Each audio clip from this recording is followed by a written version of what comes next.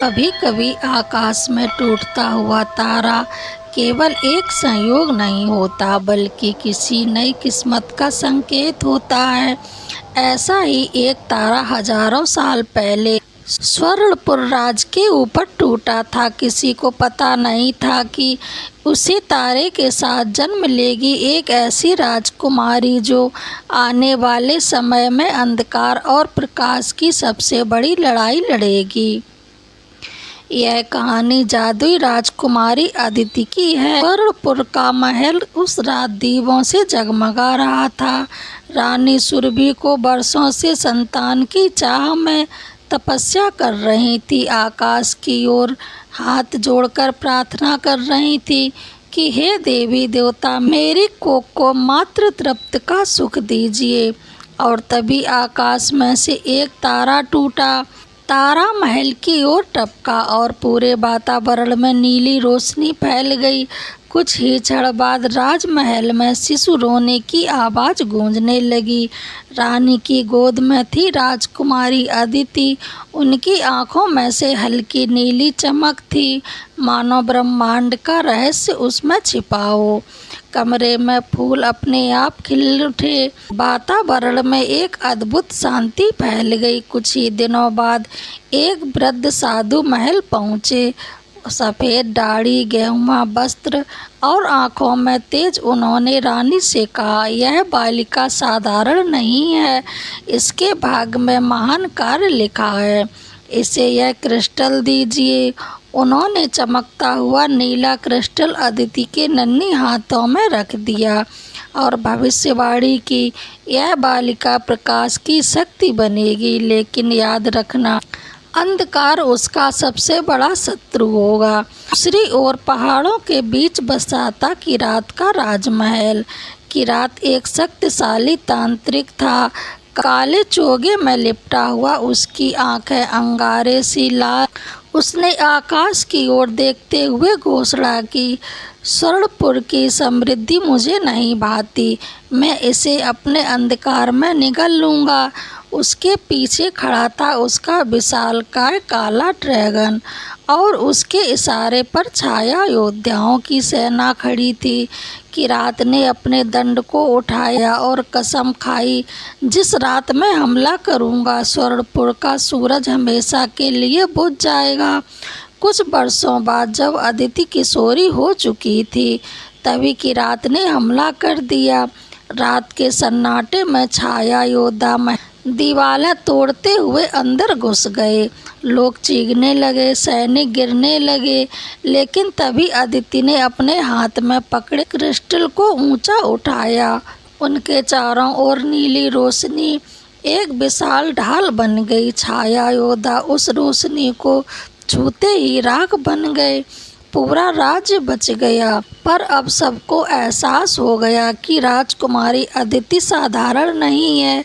हमले के अगले दिन साधु फिर आए। उन्होंने अदिति को महल से दूर एक रहस्यमयी गुफा में ले गए। गुफा नीली रोशनी से जगमगा रही थी। वहां उन्होंने अदिति को 3 दिव्य वस्तुएं दी। ऐसा धनुष जिसके हर बाण अंधकार को चीर सकता था। ऐसा दर्पण जो किसी भी छल का असली रूप दिखा सकता था। एक गूढ़ शास्त्र जिसमें विजय का रहस्य छिपा था। साधु बोले, अब तेरा सफर शुरू होता है अदिति, मुझे खुद को तैयार करना होगा। अदिति ने दिन रात साधना शुरू की, धनुष चलाना सीखा, मंत्रों का अभ्यास किया। धीरे धीरे उसका आत्मविश्वास बढ़ता गया। लेकिन अकेले अंधकार से लड़ना संभव नहीं था। अदिति ने अपने सफर पर निकलने का निश्चय किया। पहला साथी मिला आरव। आरव एक साहसी योद्धा, वह तलवार का उस्ताद था और राज्य की रक्षा की शपथ ले चुका था। दूसरी सारथी थी मीरा, वनवासी कन्या। वह धनुष की ऐसी साधिका थी जो पेड़ों की सरसराहट सुनकर ही निशाना साध सकती थी। तीसरा साथी था बिहान। उसका संगीत इतना शक्तिशाली था कि जंगली जानवर भी उसकी धुन पर शांत हो जाते थे। इन चारों ने चांदनी रात में प्रतिज्ञा की, हम मिलकर अंधकार का अंत करेंगे। यात्रा के दौरान वे पहुंची स्वर्णपुर के पड़ोसी राज्य में। वहाँ का महल खंडर में बदल चुका था, लोग पत्थर की मूर्तियों में बदल गए थे, सिंहासन पर बैठा राजा भी पत्थर बन गया था। अदिति ने अपने क्रिस्टल को उठाया और राजा को छुआ। पत्थर धीरे धीरे टूटने लगा और राजा मानव रूप में लौट आया। राजा की आंखों में से आंसू बह निकले। उसने कहा, धन्यवाद राजकुमारी, तू ही हमारे उद्धार की ज्योति है। अब समय आ चुका था निर्णायक युद्ध का। किरात ने अपनी सेना तैयार की। आकाश काले बादलों से ढक गया और बिजली कड़कने लगी। अदिति और उसके साथी भी मैदान में खड़े हुए। दोनों सेनाएं आमने सामने आईं। एक और प्रकाश की सेना, दूसरी ओर अंधकार की। धरती कांप रही थी, आकाश गूंज उठा। राजकुमारी अदिति सीधे किरात के सामने पहुंची। किरात ने काले तूफान को बुलाया और आदित्य ने सत्य दर्पण उठाया। दर्पण में उसका असली रूप दिखा, खोखला, डरा हुआ और निर्बल। किरात चीख पड़ा, नहीं, ये सच नहीं। तभी अदिति ने अपने प्रकाश धनुष से एक बाण छोड़ा। बाण सीधे किरात के हृदय में लगा। अंधकार की परतें टूटने लगीं। किरात राख बन गया और उसका साम्राज्य धूल में मिल गया। युद्ध समाप्त हुआ। लोगों ने खुशी मनाई, फूल बरसाए, नगाड़े बजाए। स्वर्णपुर फिर से स्वर्णमय हो गया। टूटा हुआ महल फिर से चमक उठा। अदिति को राज्य की नई रानी घोषित किया गया। आरब, मीरा और बिहान को भी महान नायक के रूप में सम्मान मिला।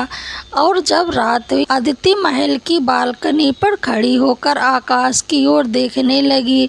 उसे वही तारा दिखाई दिया जिसने उसे जन्म की भविष्यवाणी की थी।